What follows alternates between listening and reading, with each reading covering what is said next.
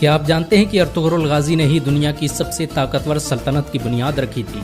उसने अपने 2000 साथियों की मदद से एक ऐसी हुकूमत कायम की जो 700 सालों तक पूरी दुनिया पर राज करती रही।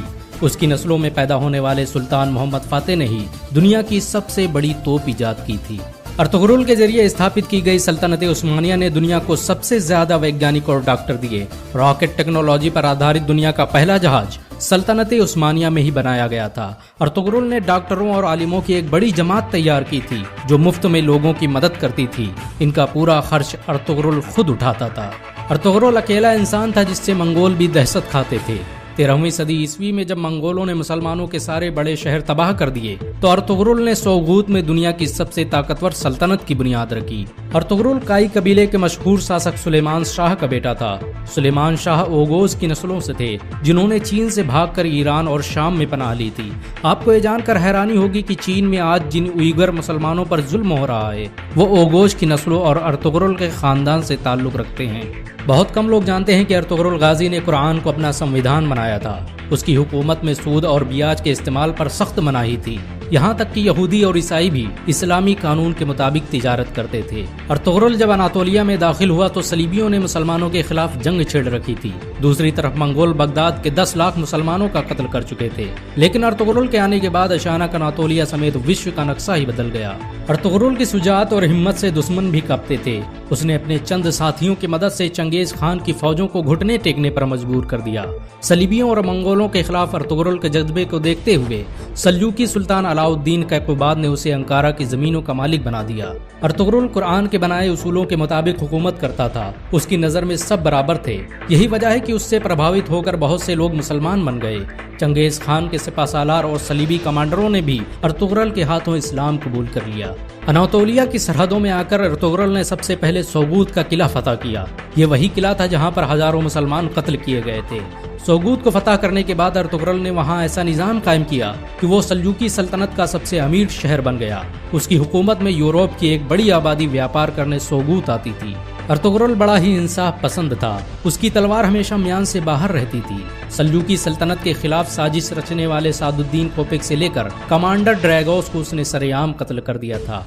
अर्तुगरुल ने जिस सल्तनत की बुनियाद रखी उसने मात्र 100 साल के अंदर ही आधी दुनिया को फतह कर लिया। इस सल्तनत की सरहदें एशिया से लेकर यूरोप और अफ्रीका तक फैली हुई थी। यहाँ तक कि पूरा भूमध्य सागर खिलाफत उस्मानिया के कब्जे में था।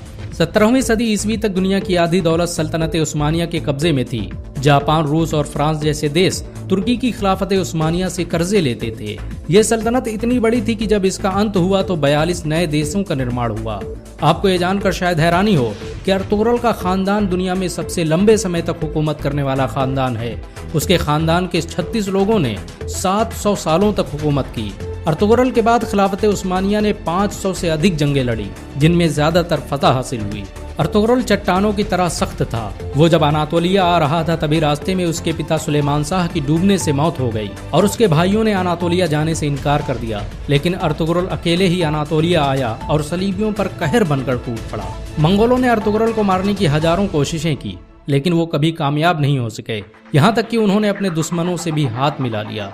बहुत कम लोग जानते हैं कि सलीबी मस्जिद अक्सा और मस्जिद अल हराम को शहीद करना चाहते थे लेकिन अर्तुगरुल ने मुसलमानों को मुत्तहिद करके उनके मंसूबों को खाक में मिला दिया। आपको ये जानकर हैरानी होगी कि यहूदी 13वीं सदी ईस्वी में ही इजराइल देश की स्थापना करना चाहते थे और इसके लिए उन्होंने मुस्लिम देशों को खत्म करने की साजिशें भी रची थी। लेकिन अर्तुगरुल की वजह से उनके सारे मंसूबे फेल हो गए क्योंकि जब सल्जूकी सल्तनत को खत्म किया गया तो अर्तुगरुल ने अपनी हुकूमत का ऐलान कर दिया। 1923 में जब तुर्की की खिलाफत उस्मानिया का अंत हुआ तो दस्तावेजों से पता चला कि खिलाफत उस्मानिया को खत्म करने के लिए कई 100 सालों से साजिशें की जा रही थी। यहाँ तक कि बहुत से यहूदी मुसलमानों के भेष में मस्जिदों में इमामत करते थे ताकि मुसलमानों के दिलों से खिलाफत की अहमियत निकाली जा सके। अर्तुगरुल ने सल्जूकी शहजादी हलीमा सुल्तान से शादी की थी। उसके दूसरे बेटे उस्मान के नाम पर ही इस सल्तनत का नाम खिलाफत उस्मानिया रखा गया। अर्तुगरुल के बेटे उस्मान ने जब तुर्की में उस्मानी करेंसी की शुरुआत की तो उस पर छपने वाला पहला नाम अर्तुगरुल गाजी का था। 2014 में तुर्की के राष्ट्रपति रजब तैयब अर्दोगान के कहने पर अर्तुगरुल की जिंदगी पर एक ड्रामा भी बनाया गया। अर्तुगरुल की जिंदगी पर बना यह ड्रामा इस समय दुनिया में सबसे ज्यादा देखा जाने वाला ड्रामा है। इसे 90 से अधिक भाषाओं में अनुवाद किया जा चुका है और दुनिया के 150 से अधिक देश इसका लाइव प्रसारण कर रहे हैं। अमेरिका ने जहां इस ड्रामे को खामोश बम कहा है, तो वहीं इजराइल इसे दुनिया के लिए खतरा बता रहा है, क्योंकि उन्हें डर है कि मुसलमान कहीं फिर से खिलाफत की बात न करने लग जाएं। सच तो ये है कि मुसलमानों के दिलों में अर्तुगरुल का नाम आज भी जिंदा है। मुसलमान उन्हें आज भी इज्जत की नज़रों से देखते हैं। अगर एक मुसलमान होने के नाते आपको गर्व महसूस हुआ हो तो इस वीडियो को लाइक और शेयर ज़रूर करें। ऐसी और वीडियो को देखने के लिए हमारे चैनल को सब्सक्राइब करें, घंटा ज़रूर